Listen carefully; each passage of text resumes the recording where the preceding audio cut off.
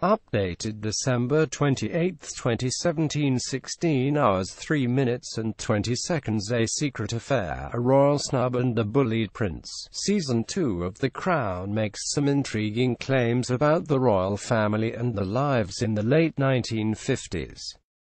Picking up in 1956, 3 years into Queen Elizabeth's reign, the new episodes raise questions about Prince Philip's fidelity, Princess Margaret's relationship with photographer Anthony Armstrong-Jones, Prince Charles's education in Scotland, the Kennedys' visit to Buckingham Palace, and the family's involvement in various political events. Here are 5 burning questions you might have after watching the season and what you can and shouldn't believe. Warning, spoilers ahead. What do we know about Russian ballerina Galina Zelenova? In Episode 1, Misadventure, Queen Elizabeth suspects Prince Philip of having an affair with a Russian ballerina named Galina Zelenova.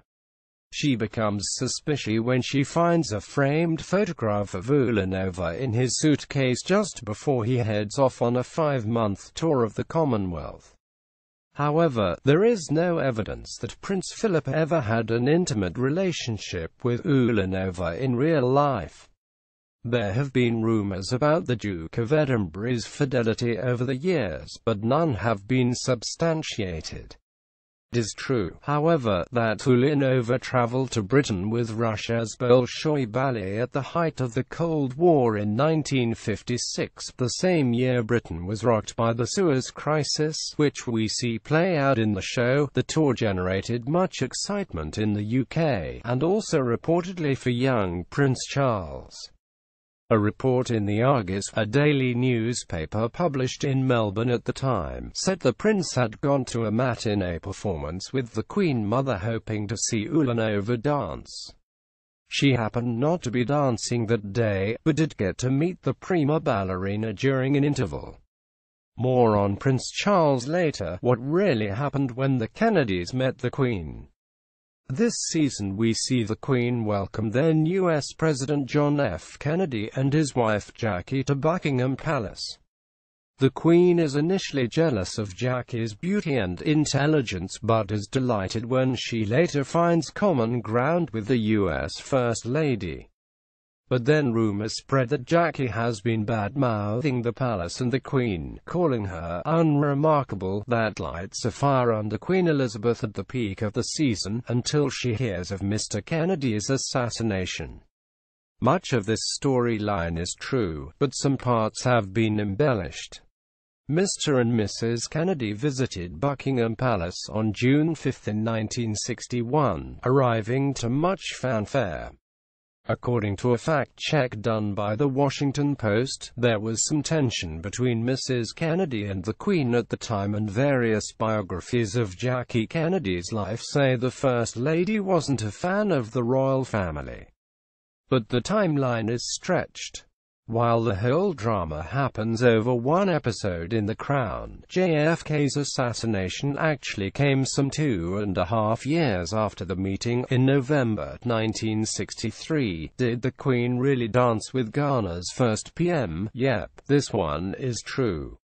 Queen Elizabeth traveled to Ghana in 1961, 4 years after the country gained independence from Britain. Hansard transcripts confirm there was considerable anxiety for her security at the time and concerns around the message it would send to the rest of the world. She did, however, eventually go.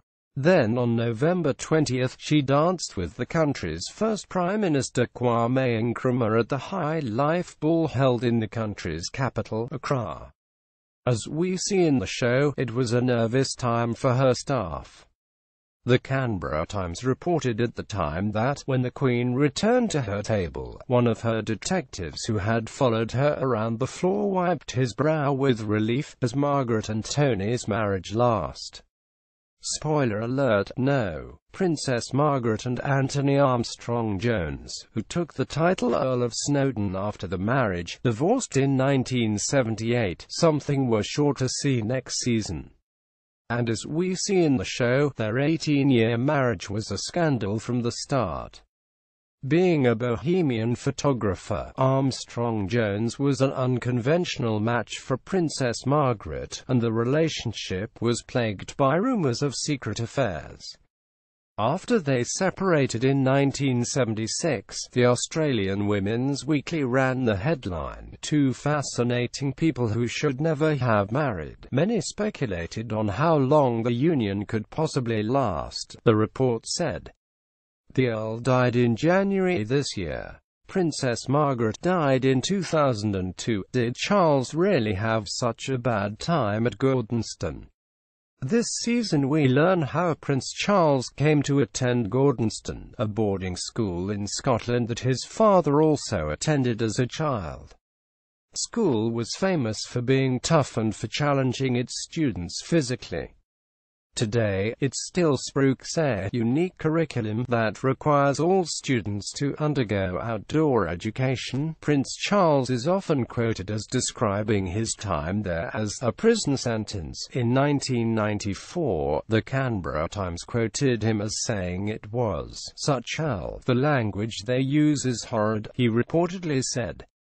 In a separate report, the newspaper said the school was not for pretentious men. For a while it appeared as if the interest of the future king were running more towards the arts than they were towards the rougher, more masculine pursuits. It said, at that period Prince Charles excelled in painting, drawing and music.